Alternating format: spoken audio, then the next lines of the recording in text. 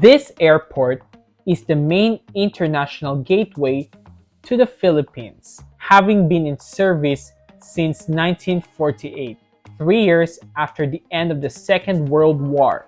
However, one issue about this airport leaves many Filipinos divided up to this day. It is the renaming of the airport from its present name, Ninoy Aquino International Airport, to Manila International Airport. Proposed names include Philippines International Airport, Ferdinand Marcos International Airport, Nichols International Airport, Villamor Airport, and the like. Now, let's explore this issue and take a quick look and analysis to make a better solution about renaming this airport and what can we do about it. This issue began in the mid-2010s, possibly late 2013 or the start of 2014 or 2015. It originated as a petition in the website change.org, wherein it called for the renaming of NAIA back to MIA. The petition gathered hundreds to thousands of signatures and became prominent, but not as prominent as many other issues in the Philippines. When Rodrigo Duterte entered the presidency, which he served from the year 2016 until the year 2022, this petition became prominent once again, wherein some of his supporters claimed that the Ninoy Aquino name is a problem to the airport as it had led it to be cursed and caused it to land in the list of worst airports in Asia and the world. Aside from ordinary Filipinos, even public figures and officials took on this issue and took it steps further. One of these officials is Larry Gadon, a controversial lawyer who became infamous through a viral video wherein he yelled at opposition protesters in Baguio City the word bobo, which means stupid or fool. In the year 2018, this issue was prominent once more when Larry Gadon himself submitted a petition to the Supreme Court to rename the airport from NAIA back to MIA, citing that Ninoy Aquino was a traitor and a communist who did bad to the country. These petitions were later dismissed by the Supreme Court due to the lack of evidence or insufficient ground. Following the inauguration of Ferdinand Romualdez Marcos Jr., aka Bongbong, in the year 2022, succeeding Rodrigo Duterte, another prominent politician, re-elected Negros Oriental Representative, Congressman Arnolfo Tives Jr., filed a similar petition to rename NAIA, but this time renaming it to Ferdinand E. Marcos International Airport.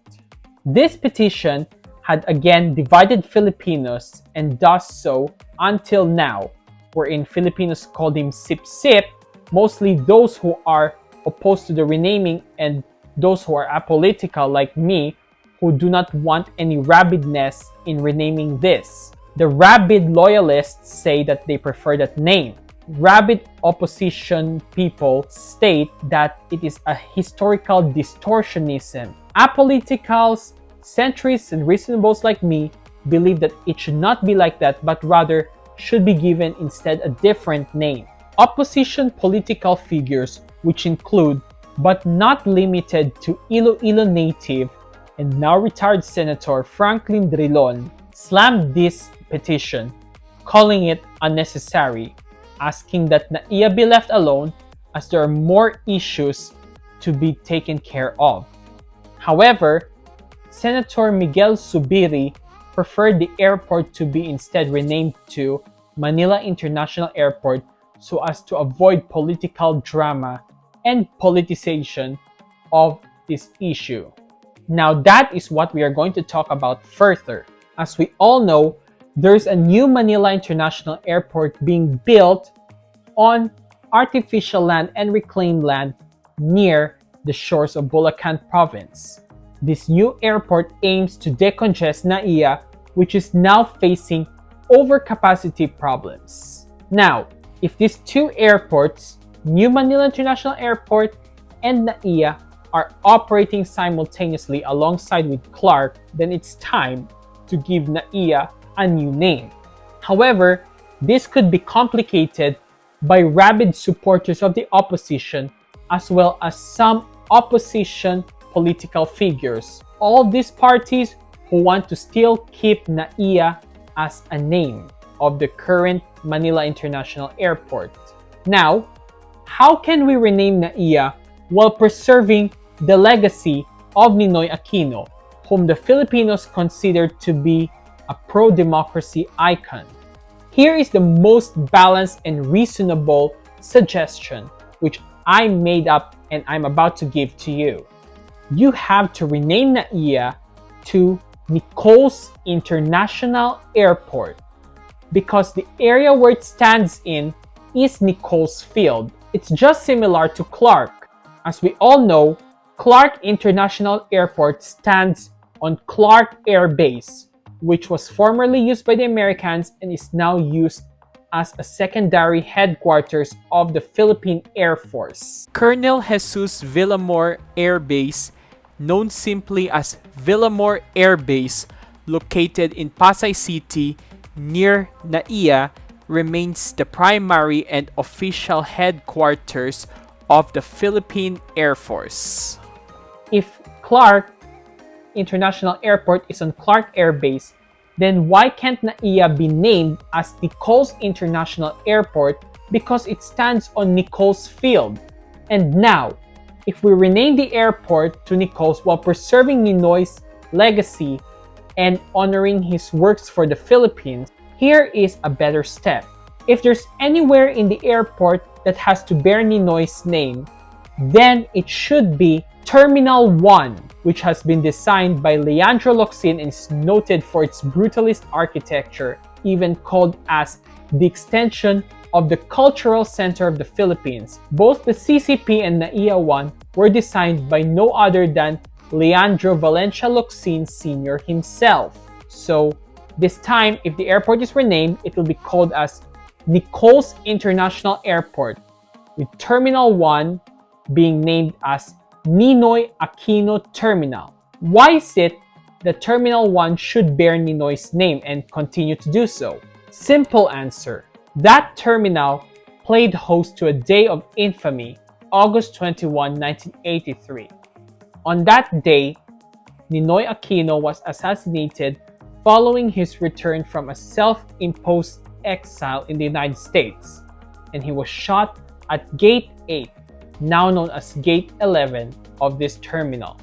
This event remains among the most controversial cases of Philippine history on account that no perpetrator nor mastermind has been ever identified. I cannot say that Rolando Galman, the alleged assassin, killed Ninoy Aquino. I cannot say if Marcos perpetrated this crime or masterminded it, and neither can I say that Fabian Ver, did the same thing. The perpetrator and mastermind of this crime remains a mystery up to the present day. Oh, and by the way, for historians who believe that renaming NAIA back to MIA or any other name is an act of historical distortion or historical revisionism, they have to think again. Renaming NAIA back to MIA or a most reasonable name is not historical distortion itself, unless you were a rabid anti-Marcos or rabid pro-Marcos. It does not in any way distort or rewrite or revise history. Nothing will rewrite it, and it cannot undo the event that happened back then. So again, renaming NAIA back to MIA or the most reasonable name, Nichols International Airport, is not historical revisionism. Now, going back to the general part of renaming. If NAIA is renamed to Nichols International Airport following the opening, God willing, following the opening of the new Manila International Airport, then these NAIA terminals deserve to be given their respective new names.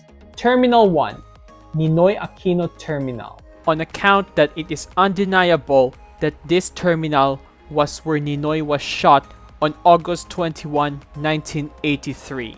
That event, which itself is an unsolved case up to this day, cannot be erased from the minds of the Filipinos nor from history. Terminal 2, Centennial Terminal. This terminal, which is the home base of Philippine Airlines and its regional subsidiary PAL Express, was completed in 1998, the centennial year of Philippine independence, and it continues to remain a centennial terminal as it is. Terminal 3. I'm not certain what is the best name for this terminal, but we can call it as Andrews Terminal because it is near Andrews Avenue. Or we can call it as the Bagong Bayani Terminal, which itself is a salute to our modern-day Filipino heroes, the OFWs, full name Overseas Filipino Workers. Terminal 4, Manila Domestic Passenger Terminal. This terminal, which was built in 1948, is the oldest of all the NAIA terminals. If only 3 terminals, Ninoy Aquino Terminal, Centennial Terminal, and Terminal 3 will operate, this Terminal 4 or Manila Domestic Passenger Terminal could be converted to an aviation museum that showcases the history of aviation in the Philippines and will also have static displays of the narrow bodies of Philippine Airlines, Cebu Pacific, and Air Asia Philippines. That would be a better proposal to have an aviation museum that will also be the second museum in the airport complex after the PAF Museum near NAIA Terminal 3, beside Villamor Air Base. Now let me present to you airport terminals, not the airport itself, but a terminal of the airport named after persons or people. Number 1, Tom Bradley International Terminal, Los Angeles International Airport, Los Angeles, California, USA. Known as the West International Terminal during planning and construction, this terminal opened in the year 1984 in time for that year's Summer Olympics being held in Los Angeles. It is named after Thomas Bradley, the first African-American mayor as well as the longest-serving mayor of Los Angeles. Today, this terminal, known by the nicknames TBIT or simply Terminal B, handles the majority of foreign carriers flying in and out of LAX. Number 2, the Queen's Terminal, Heathrow International Airport, London, England, United Kingdom. Known simply as Heathrow Terminal 2, this is the oldest airport terminal in Heathrow Airport, having been opened in 1955 and later demolished to make way for the current Heathrow Terminal 2, bigger than the original one. It is named after Queen Elizabeth II, the monarch of the UK and head of the Commonwealth realm. Today, the Queen's Terminal serves as the host terminal for Star Alliance carriers flying in and out of Heathrow Airport. Number 3, Sheikh Rashid Terminal, Dubai International Airport, Dubai, Emirate of Dubai, United Arab Emirates. This is the Terminal 1 of Dubai International Airport and was Emirates' main terminal, sharing it with other airlines until Emirates moved to Terminal 3.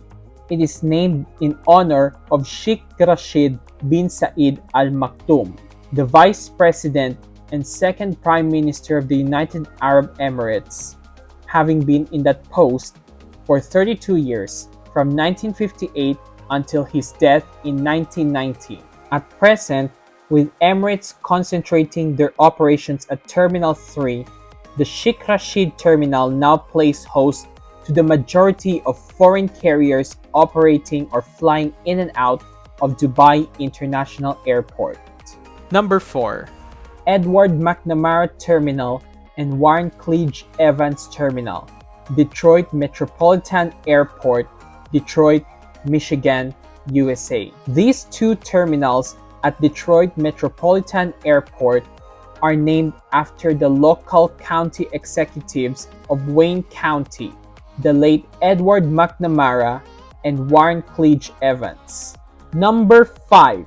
Hubert Humphrey Terminal, Minneapolis-St. Paul International Airport, Minneapolis, Minnesota, USA. This is the Terminal 2 of Minneapolis-St. Paul International Airport, and it is named after the former U.S. Vice President Hubert Humphrey. Number 6. K. Kamaraj Terminal and C.N. Annadurai Terminal, Chennai International Airport, Chennai, Tamil Nadu, India. These two terminals of Chennai International Airport are named after the former chief ministers of Tamil Nadu, and they respectively operate the domestic and international flights in and out of Chennai, India. So there you go. That is the most reasonable way to rename NAIA while preserving Ninoy Aquino's legacy.